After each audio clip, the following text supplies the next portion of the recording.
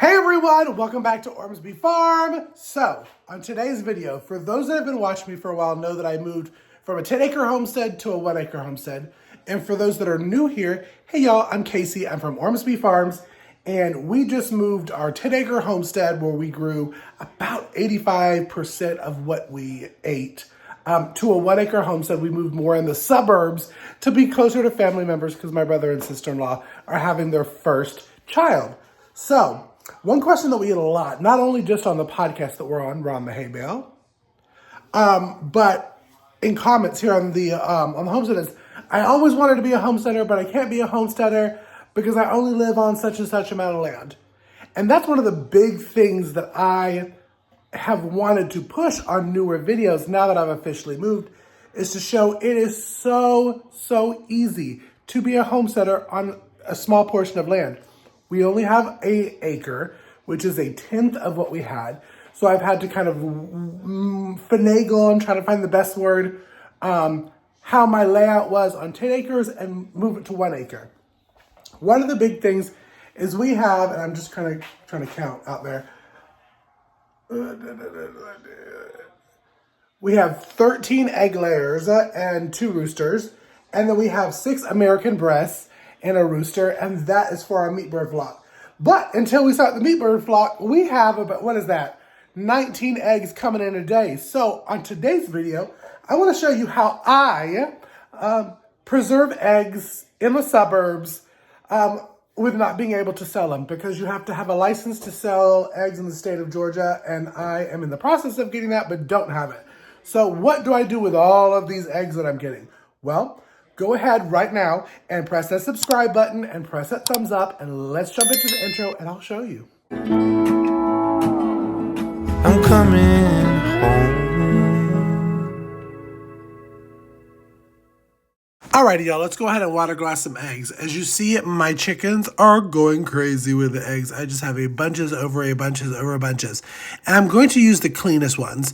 Now, these amazing jars my dear friend Monica over at Bland's Promised Land Ranch got for me. I am so very blessed to have her because these are going to work wonderfully. All right, now look at the eggs, y'all. If I can duster off with a little bit of a towel, that's what I'm going to do, because I want the cleanest eggs, the ones that are not mucky and poopy and all of that kind of stuff. But you don't want to wash your eggs, because that's going to kill the bloom. The bloom is like an outside protection of the eggs that you get from farm fresh eggs, not the ones at Wally World, but eggs that have been freshly laid on your homestead.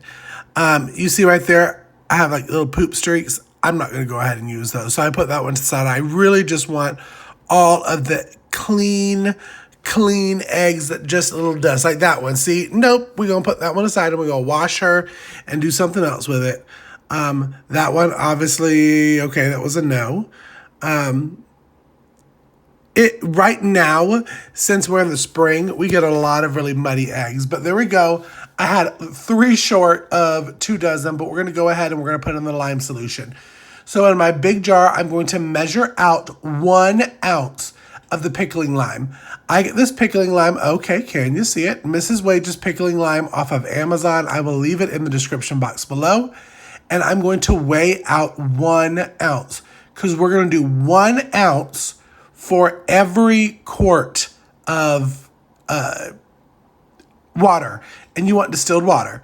So we're doing 1 here. And I like to do it before I put the eggs in there. So I'm doing out my first 1 ounce. And then we're going to put a quart of water into there. And we're going to stir. And then we're going to do it one more time.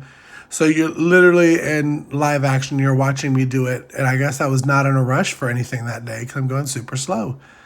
But I'm making sure that I'm doing it right and weighing out that ounce. It's crazy. Y'all trying to get the exact ounce on there. But it happens. Bam. There we go.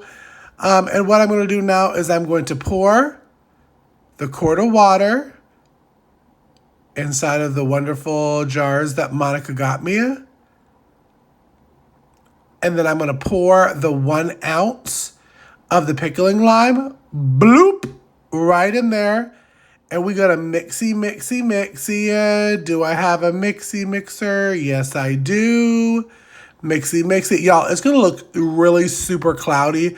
Don't worry. You're doing it right. It's okay. The first time I did it, I was like, oh my goodness, this is not what it looks like in the pictures on Instagram.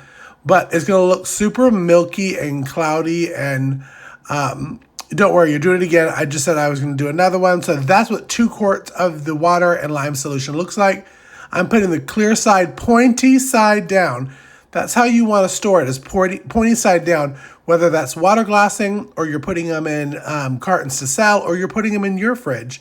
Same thing, pointy side down. These are all some beautiful eggs, y'all. My girls are a mix of the American breast and all of my egg layers. Some are Americana, so all of the color of the eggs are so pretty. My Polish does this really pretty white one. Of course, all of my Americanas do this like lime green-ish looking one.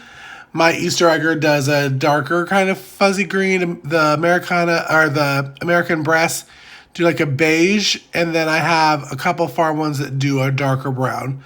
So you see, I'm making sure that I'm getting these eggs, for the most part, pointy side down, because they will roll along in the process of storing them. One thing I've noticed is that if you don't do it pointy side down or if they roll over, the yolk sticks when you crack it open. So everything kind of melts together instead of holding true. I've had a lot of the eggs that I pulled out that look pretty close to just like a fresh egg, where the egg was still in, the yolk, was still intact and the whites were runny. But that's one of the things, if your egg lays over or tilts a little bit, it just is going to mess up the yolk. But that's okay. It's still edible. You'll still be able to use it. So there we go. I'm stacking them in there. I'm trying to be very careful and not put too many, because any like heavy cracks, it's going to ruin that whole batch of the eggs that you have in there. So there we go. I'm doing it again. I can't believe I didn't go out and check for 3 more eggs to make it 2 dozen. But, well, choices. I may do it after I put all these eggs in here. I may go out there and see if there's 3 more clean eggs that I can put in here to make 2 dozen. What I'm going to do is I'm going to make sure that I have 3 dozen in these jars before I kind of seal it off. There we go. And you see it? It's already starting to settle at the bottom. So you're doing great, y'all. So this is how easy it looks. We're going to fill it up to top with another dozen shortly. And right now we're going to magically snap our fingers and we're going to clean all these other ones and put them in some trays. So let's go ahead and we're going to, whoop, there we go. Ooh, pretty, pretty. All right, y'all. It's looking good. So off the camera from when I was shooting it, I added the 3 more eggs in there. It's actually 2 dozen in there now. Again, as I said in my voiceover, it's going to look super cloudy at first. It's okay. Don't you worry. It's okay. It's going to settle down. Make sure that if you add in, I'm going to add in 1 more dozen probably before this jar is kind of signed, sealed, delivered until I'm ready to use it.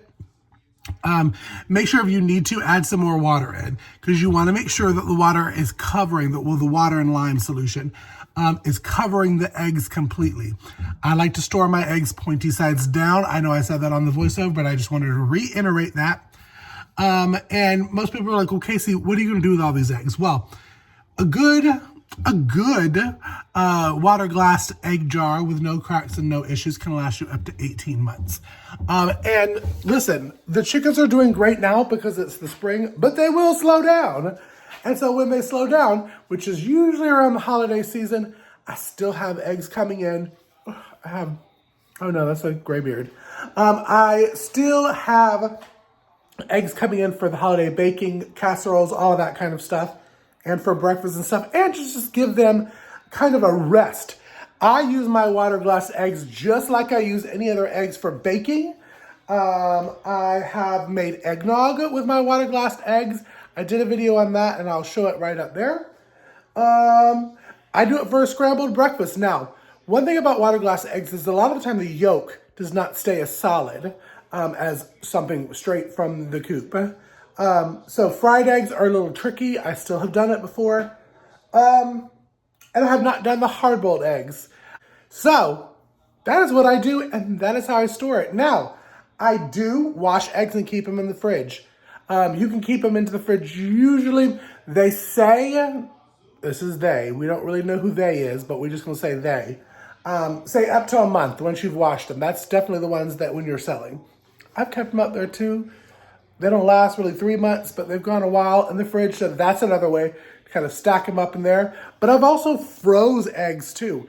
I will scramble it up and then I will put it in raw in a Ziploc bag and freeze it that way and then defrost it. And I've done it in egg, or not egg, in ice, containers too, that you make ice cubes in. I do the scrambled eggs in there. Plus, I also do it in one of the big muffin tins, and I'll put all of the broccoli or whatever we're going to have in the scrambled eggs actually in there, pour the eggs over, and freeze it raw that way. If you want to see more videos on how I freeze stuff the eggs, let me know in a comment down below. Let me know what you thought of this video. Do you water glass eggs? I'd love to hear from you in the comments. Be sure to say a little hello to me down there. I love hearing from y'all. I thank you so much for getting this far in this video. It's a little longer video, but hey, I've been doing longer videos lately. Again, if you have not, press that subscribe button because we have a lot of great videos coming up that from me moving my homestead to a smaller homestead on how I'm going to garden, how I'm going to raise meat, all of that kind of stuff. How's I going to do it? I hope you subscribe and press that bell icon because then YouTube will notify you when I put out those videos. But you also can follow me on social media because I'm on Facebook, I'm on Instagram, and I'm on Threads. And again, I appreciate you stopping by the homestead. I just love y'all. Y'all are the best. And I'll see you on the next video. Bye.